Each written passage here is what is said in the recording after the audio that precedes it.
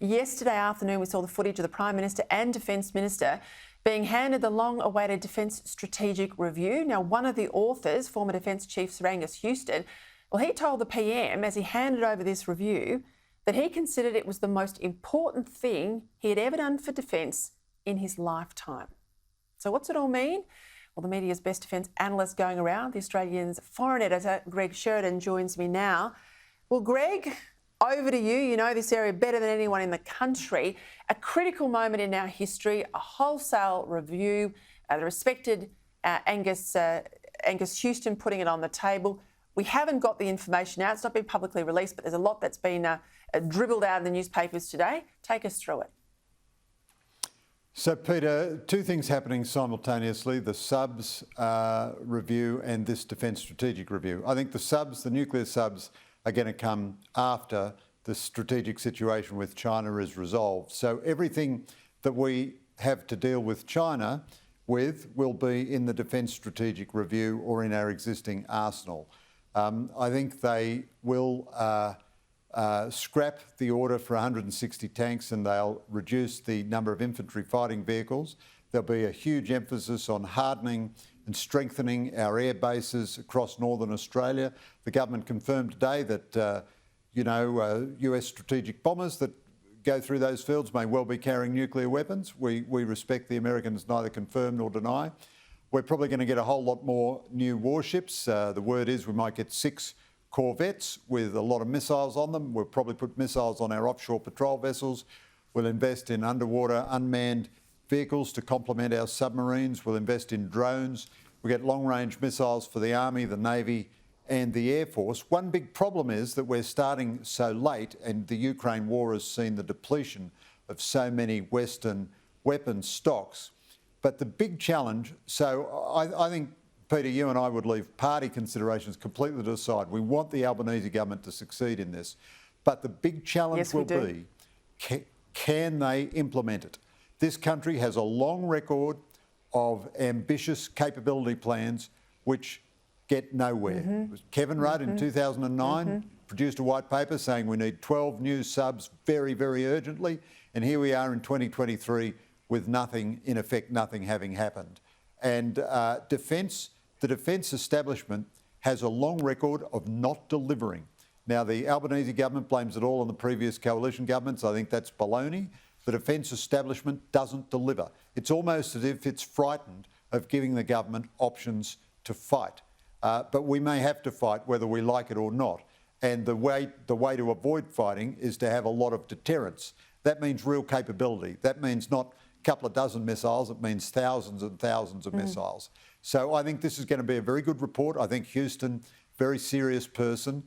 But then, can they actually drive the implementation? Can they make it happen?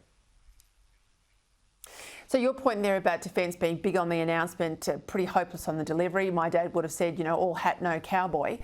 What concerns me is the politicians being compromised in this whole Adelaide build cargo cult mindset, as Tony Abbott used to call it, where it had to all be run through marginal seats, and that's where the build would be, whether we needed to build it or could build it in Australia, whether we were better to get it off the shelf from overseas.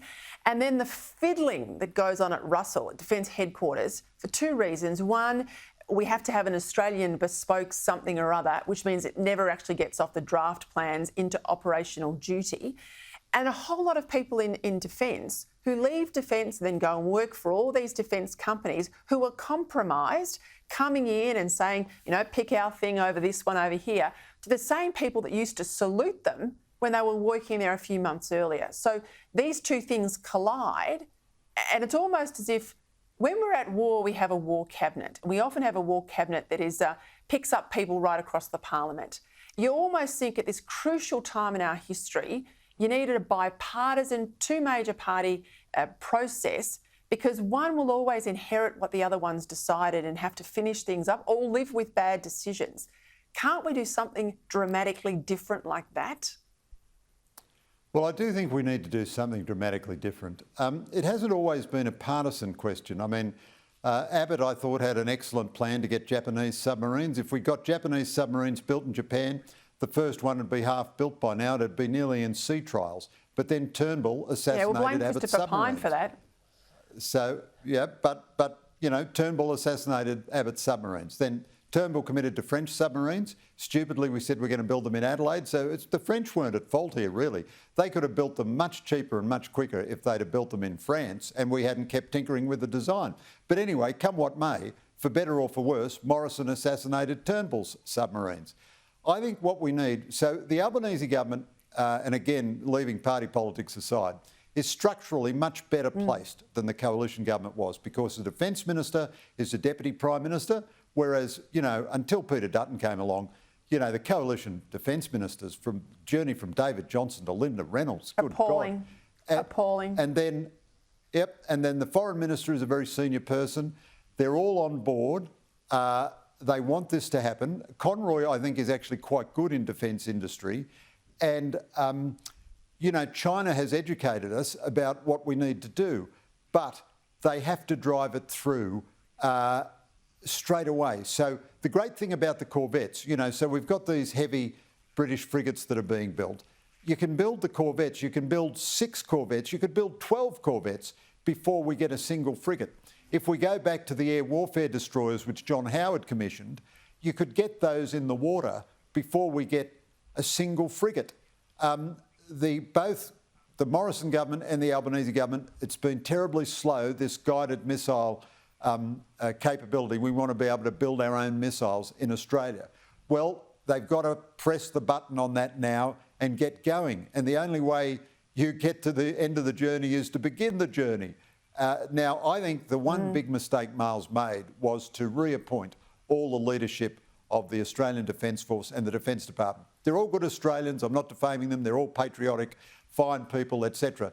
But nobody in defence ever takes responsibility.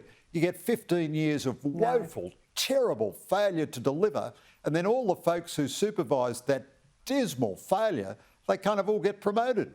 But having said all that, we're going to get the clearest statement now in the Defence Strategic Review and in the submarine plan, in the AUKUS agreement, in everything that Albanese will go to Washington and he'll announce the subs with Joe Biden and Rishi Sunak. This Defence Strategic Review is going to have all of this emphasis on missiles and drones and swarming munitions and so forth. Now, the big question is, can they drive through and actually make it all happen? Because if Defence does this in the normal manner that Defence does it, then nothing will happen. I mean, let me give you one example. We're supposed to have a naval base in Manus, and the Defence Force built a jetty there which is too small even for our offshore patrol vessels to pull up at. And we announced this as a major thing years and years and years ago. And Manus is a critical piece of geography. You can support, you know, the American forces in the Pacific from Manus, but nothing has happened. So, you know, Miles, Albanese, Wong, I do believe they get it, and now they've got to deliver every single project. Greg Moriarty told Senate estimates today or yesterday that the government's response to the DSR would be regarded as a firm operational decision by Defence, and they would implement it straight away. Well, and we've all got to keep their feet to the fire, Peter. We've got to make sure they do it. And look, I'd give a plea to the Prime Minister, don't reshuffle your ministers in these sorts of portfolios. If they are performing, you've got to keep them there to keep the defence apparatus honest on delivering what the commitments are. Greg, thank you for all that analysis. Great to have you on the program tonight. Thanks.